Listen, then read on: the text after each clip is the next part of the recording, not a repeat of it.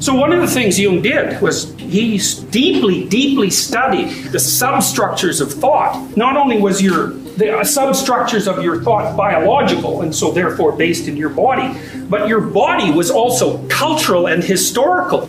So partly because you're an evolved creature, and so God only knows what's in there, but also you're being shaped by cultural dynamics all the time. And human beings in particular, like we're just watching each other like mad all the time to see what we're up to, what people think of us, how we should be behaving, are we being boring, are people attracted to us? It's like we're social right to the core. And that's another way that you can understand an archetype. It's like part of the archetype is that we are social to the core.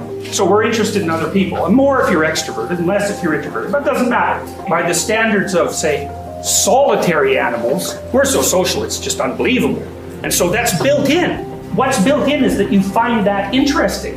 That's the archetype. The archetype is whatever it is that makes you find that interesting. It's beyond your control. Like if you're extroverted, you're interested in people. You didn't decide that. It decided it for you. The question is, what is it? Well, it's your brain, your limbic system, whatever the hell that means. Like, we don't know what that means. We have no idea how your brain produces consciousness. Back to the archetype. You're interested in other people.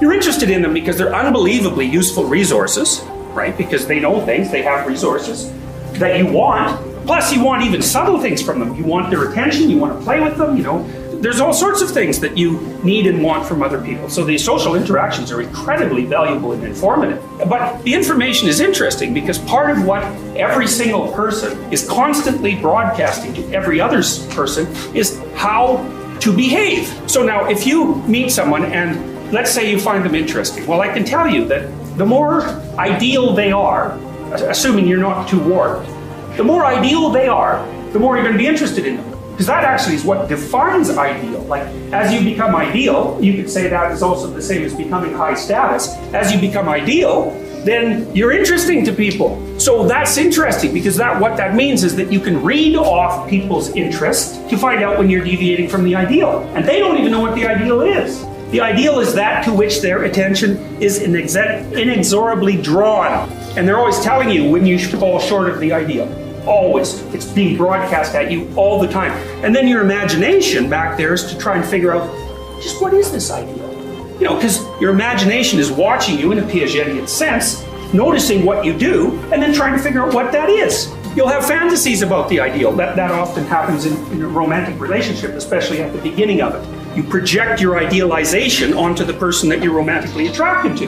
That's the projection of an archetype. So Jung would say, the woman will project an animus onto the man. The animus is her conceptualization of what the ideal man is. It's unconscious because it's rooted in fantasy. And the man will be in concordance with that projection in some areas. Those are the areas where she likes him, by the way, and will be discordant in other areas. And that's the areas where she constantly disappoints him as the relationship develops. The projection is there in part to help the person understand who it is that they're dealing with, because when you meet someone, you have to assume something about them. It's the same as projection.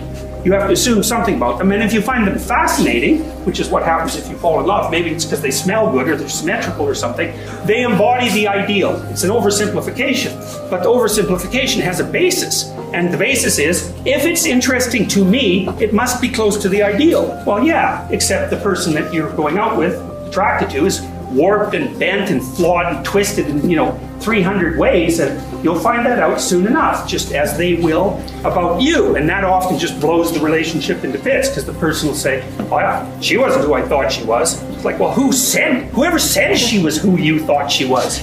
It's like, where did you get the misapprehension that she was going to be who you thought she was? God, what do you know?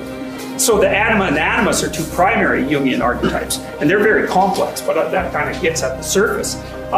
The ideal that I was describing, people are broadcasting information to each other, which is, be ideal, be ideal, be ideal. It's like, be my ideal, obviously. If I took 1,000 ideals and then averaged them or extracted out the common ideal, the ideal that was common to all of them, that would be a savior figure. That's what a savior figure is.